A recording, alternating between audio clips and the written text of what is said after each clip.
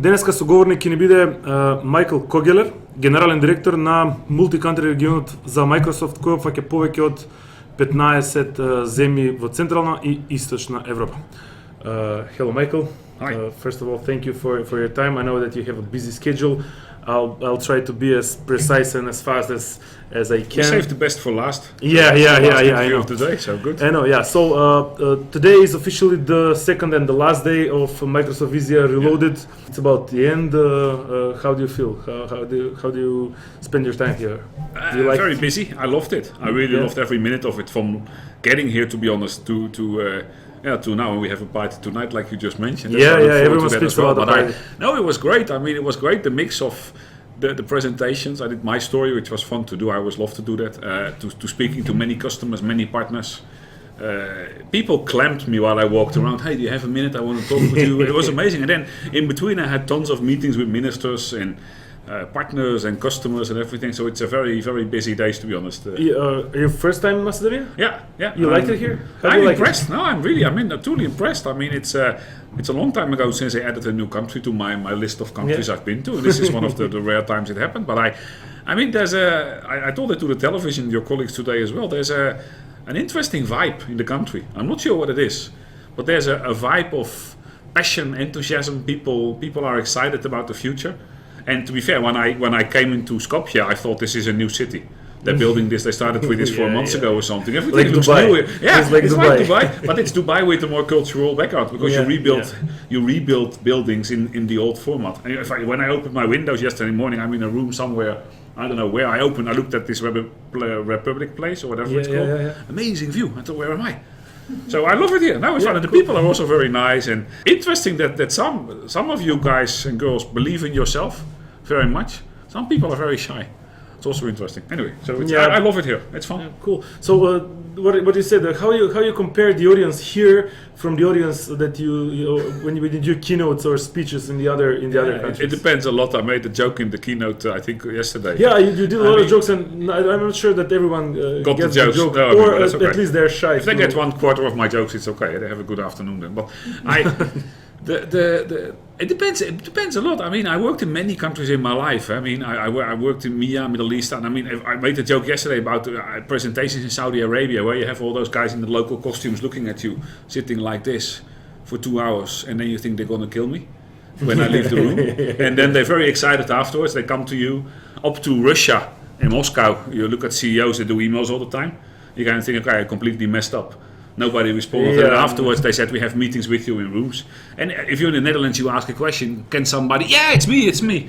So it's a little bit different. But I mean, the audience was fun. People stayed till the end. I was long, I know I say, but that was a good sign that people stayed till the end. Could be politeness, but I think they liked it. Bonton, yeah. So I was wondering, since like every human needs something for stress relief and everything, do you have a hobby or something? What do you do for fun? Kite surfing. Really? Yeah. And running, I try to, but I don't. I stop taking my shoes because I don't have time when I travel. I try to kite surf my kids. I've got 2 little kids where I spend my time with.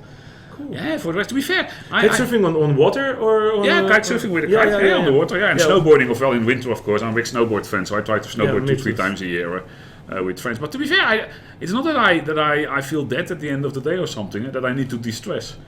But when I go to bed, I always watch Netflix on my tablet, stupid series, and I put it like this, so I can fall asleep. And then sometimes I wake up in the morning and it's 9 episodes further, so it played all night. Yeah. But there's nothing that I really need to de-stress because I don't feel stressed. I'm busy, but it's something I love. You don't have time for stress. Yeah, I don't. But you can't stress me. The only way you stress me is having no internet. Then you stress me. Yeah. For the rest, I'm okay. I mean, I'm not really stressy person. So, do you like play games and stuff?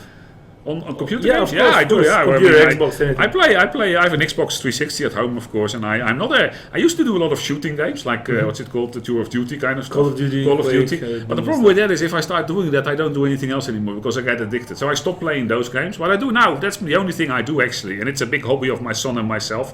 He's 9. We do FIFA 17. Yeah. And he actually called me yesterday saying that he made a new competition. So what he does, he puts all the teams of the world in the competition, and we play the full competition, two matches a day, between 6 and 7 every day. You have a lot of matches before you. Yeah, he won last time with Real Madrid, his team.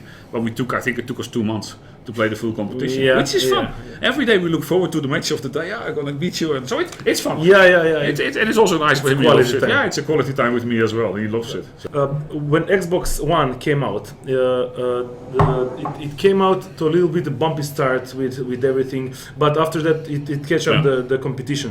Now there is an upgrade coming, the Project Scorpio, as I don't know if it's official or not, but can you tell me something? What should we expect from the new hardware, from the new console, from the new firmware, the add-ons, the apps, anything? There's two things there. There's the kind of the next evolutions in the hardware and the way we run Xbox. You know that Xbox basically is a Windows 10 PC. Yeah. These days it runs the same backend as a normal Windows 10 PC, the same kernel, which means that you get portability of games. So you can move Xbox games to PC games to Xbox, which makes the life for developers nicer, but also for you, because you can continue to play your game at the office on the office PC, and then you go in the tram and you can continue on your phone. But so that's kind of ongoing things which go better. But what I think will happen, and it will happen, is that we're going to use more and more of cloud computing to power the Xbox. Mm-hmm. So the Xbox will go from a console with processing power to more as a controller, a front end, controller to cloud computing. Like because the enormous amount of cloud, Xbox now today already has a big Azure backend. I mean, there's a lot of Azure stuff happening there, and that will only go on, which will make the games, go completely crazy. And then the next thing which will come in that for sure is things like virtual reality. Yeah. I mean, playing games. I mean, I can't wait to play the first Xbox kickboxing game. With virtual reality or boxing game, and then you see somebody standing in front of you who can box. The next step, of course, that you really get hit virtually. You get a suit or something. You get a person with your HoloLenses with a bat that every time. But I mean, there are suits already. You may have seen them. I mean, you're a gaming guy, but there are suits available on the market which are contact suits. So if I I know you feel it. Yes, they had a sensors and they crunch the muscles. And if you think about that, the possibilities you can do in any type of game is fun. You can you can do anything. I mean, it's very funny. So I think there's a lot of evolutions coming. I mean, we have of course, the new versions of Xbox are going fast after each other. And there's a big battle between us and Sony, but I mean, it's good to have competition, I think. Where do you see the future of gaming? Yeah, we touched it already. I mean, sometimes I think I should start do something else and go into gaming business or something. And believe it, there's so much opportunity. I mean, if you just think about the whole virtual reality stuff, and what's going to happen there, and take HoloLens and start doing games with HoloLens. There are only some few games available, but if that goes further, you add your suits. I mean, then gaming becomes a whole different planet. What do you think? How long does it take before the HoloLens is a gadget at home like the TV is now? It will take a few years. I mean, although it's going fast, and when we're working on the next generation of HoloLens, you can get them today. The first one. I mean, how long did it take for mobile phones to become commodity? 5 to 10 years? Yeah, 10 years. I think 5, 10 years, everybody. But to be fair, I don't think it will be a HoloLens anymore. You'll probably have a contact lens or something like that in your because a HoloLens is a nice device, but it's not a little bit clunky to walk around with a HoloLens in the city. I mean, you've seen the game, the Minecraft HoloLens demos probably. It's amazing. And my son saw that, he said, "I want this. Can you get me one?" I say, yeah, not now. So I think, and to be fair, I think there's also technologies which we haven't even touched yet. I mean, like smell. I mean, the whole game experience is a combination of what you see, what you feel, and what you smell. What about playing a war game when you explode a tank and you really smell the fuel of burning tanks? There's gonna be all that kind of. I know Philips is experimenting with these kind of things at the moment, adding fuel, smell to things you do. So I think there's a lot of stuff gonna happen. I mean, the screens as well. I don't know. I mean, it's fun. Yeah, we'll see. More and more adults start playing games, which is also funny. Yeah. The age is going shifting. Microsoft operating systems went through lots of changes through the years. Windows is now one of the best, for me, the best platform now. For me as well. Can you tell me what are your competitors doing wrong? I don't think they're doing things wrong. I think we're maybe a little bit smarter. No, I mean, Windows 10, I think it's the operating system. 400 million copies so far. So, I mean, it's amazing speed. It's the best but it's also the last one. The Windows. There will not be a Windows 11. It will be Windows 10 because Windows 10 as a platform is going into the cloud. It's becoming a service. The operating system is becoming a service. So what are our competitors doing wrong? You should ask them, but I mean, I think it's a combination of the magic of Microsoft, not Microsoft products, but the ecosystem around it. Because why do people use Windows at home, because they have Windows at the office, they know it, it's familiar. The user interface is very familiar. We changed it a few years with Windows 7, but people are used to it now. I mean, it's a little bit like with Windows Phone, which is probably your next question. What about Windows Phone? Windows Phone, we have an issue that there are no apps, so nobody buys the phone. And if we bring out a new phone, nobody makes apps because there's nobody on the phone. It's the same with Windows. Windows is the operating system. Everybody in the world uses Windows, simple. So all the game developers, the application people, the application developers, anybody develops for Windows as the standard, which makes Windows an easy platform. And we are continuously evolving Windows as well. You've seen that with Windows 7, 8, 9, well, there's no 9, Windows 8, 10, 10. We keep adding, we keep updating, we keep going, which costs a lot of money. And we spend $10 billion a year on research and development, and a big chunk of that money goes to Windows. You have to be able to afford that. And I think our competitors, I mean, what's a competitor of Windows? Open source kind of things, I guess. Linux kind of stuff. Yeah, I mean, well, even don't Mac. get me wrong. Even Mac has a very special view of people. To be fair, I see more and more people with MacBooks with Windows 7 on it, or Windows 10 on it. And then I kind of think, why do you buy a MacBook to run Windows 10 on it? Yeah. There's pretty cool devices as well on Windows. So anyway, I'm not sure we're what the others are doing wrong. I think it's just competition. I mean, there are no horse carriages out there anymore because people came up with cars. I mean, before the end of this interview, what do you think, business-wise, where should the companies direct themselves? What should be the thing that they should look up for the future? This question is inspired from your keynote that you said that you mentioned there a couple of businesses that are practically going to end because of all the technology that is coming on. Well, I mean, I don't know which ones, but I think the world's changing, and that's my the whole point around us. There's two big things that are, because there's always been change in the world. I mean, look, 100 years ago there were different companies than there are today, or 200 years ago. But the thing that is impacting the change, because the change is going so fast these days, is technology. Technology has become affordable for everybody. I mean, everybody has a a smartphone, everybody has a PC, everybody has a car or whatever.